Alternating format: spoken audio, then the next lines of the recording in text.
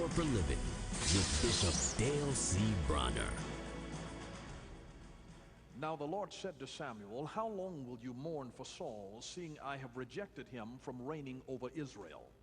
Fill your horn with oil and go. I'm sending you to Jesse the Bethlehemite, for I have provided myself a king among his sons."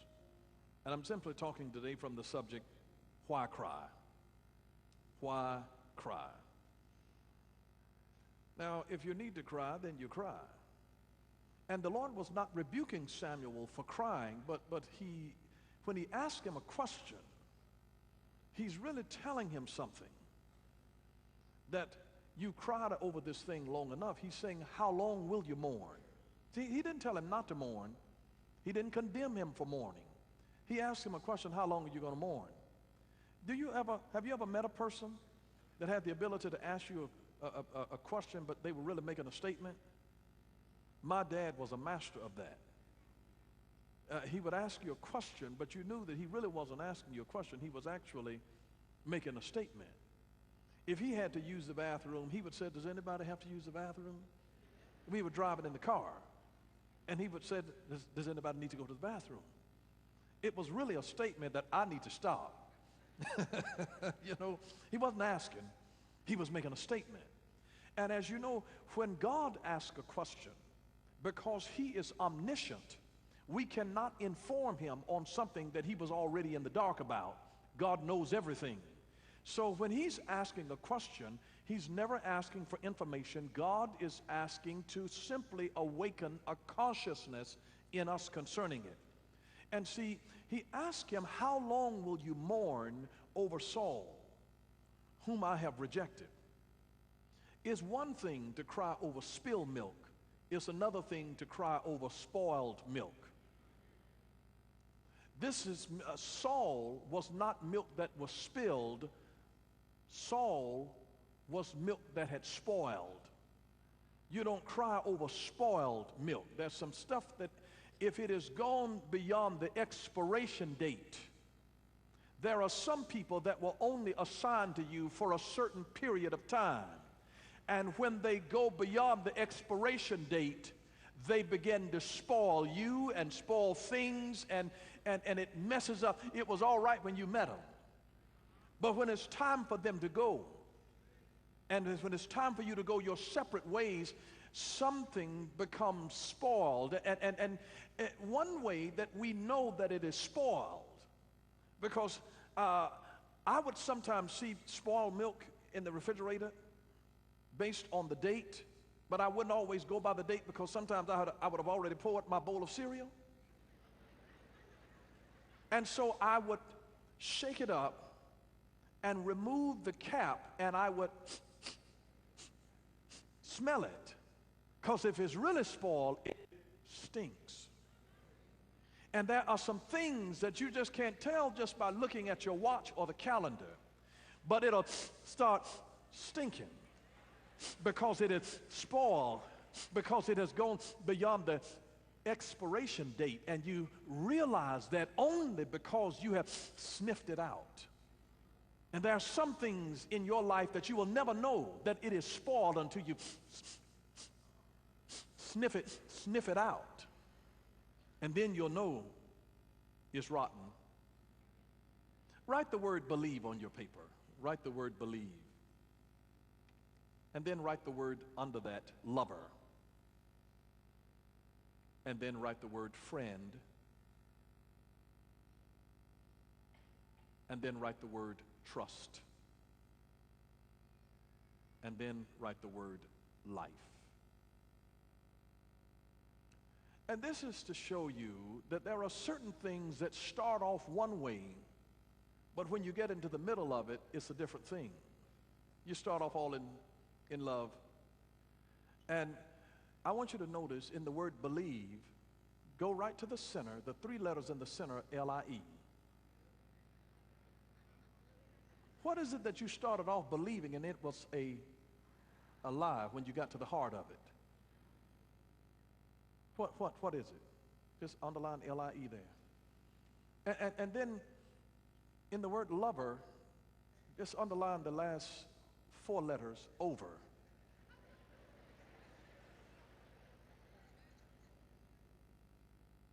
You ever have to get over a lover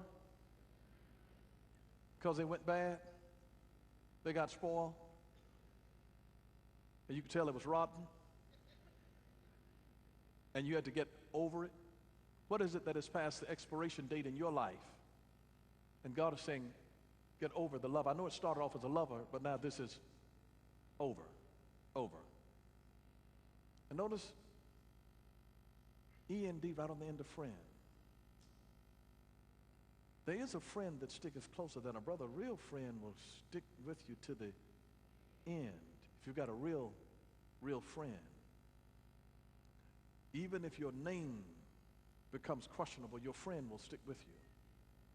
Your friend is there through it all. And then notice trust is all about us, underline U.S. It's not just a one-way street. Trust is a two-way street. I trust you, you trust me. If we don't have mutual trust, we don't have trust. It just can't be where you trust me. I've got to be able to trust you. Trust is about us. It's always about both parties. It can't just be just one party. And then notice, right dab in the middle of life is a big if. Because there's so many things about life that are just never certain to any of us. There's a big if with life. Saul started off right, but he got off track later. And now the prophet Samuel was mourning for Saul, and God asked him the question, how long will you mourn over what I've rejected? In other words, God was really saying, that's enough of that. It's enough of that. It's time for you to get over what happened to you and move on. And I want you to realize that you have to be able to discern whether things come into your life for a reason, right season, and right lifetime. Because you've got to, that's a discernment question, that everything that comes into your life, particularly every person who comes into your life, they come in either for a reason, a season, or a lifetime. And after they have fulfilled their reason, they'll go bad on you. Some of them just come in to help you to open your eyes. Some of them, God will send people sometimes when you're just going through transition. You might think he's your next husband, but he might just be there to help get you over the hump of the last bad relationship that you have. And it may not be Mr. Right. He might just be Mr. Right now. He's only there for a season. And if you try to keep him beyond the season, past the expiration date, he'll start stinking on you. So you have to realize that they come for a reason. I would come into this building when it was being built, and we had scaffolding everywhere. So they could get up and put in this tile and the lighting and do painting on the upper areas of the wall. But, you know, the scaffolding that was brought in here was only brought in for a season and a reason. And after the reason or the purpose was fulfilled, the scaffolding was taken down. I wonder how many people have scaffolding still hanging around in their life, walking around with scaffolding relationships who's already served their purpose, and they're just in your way. It's not really sightly to keep scaffolding there after the building has been built. God will bring some people in your life just to help you build or to rebuild, and once they help you build or rebuild, he moves them out of the way. Don't take it personal as though you've been abandoned and forsaken. God only brought them in for a reason and a season. And once baby girl is standing on her own 2 feet, you take the training wheels off. You let go of her hand. It's not that she's being abandoned, she's been matured. And the purpose is to bring us to maturity. It is to take us from being dependent on another human being to being independent on another human being, from other human beings, to becoming ultimately dependent upon God. And that's the process. We go from dependence on a human to independence from a human to then dependence on God. And God might just be using somebody to come in at a certain place in your life. We only play a certain part. There are times when I realize that I'm talking to people and I can sense clearly by the power of the Holy Spirit that God is only using me in this particular instance to sow a seed.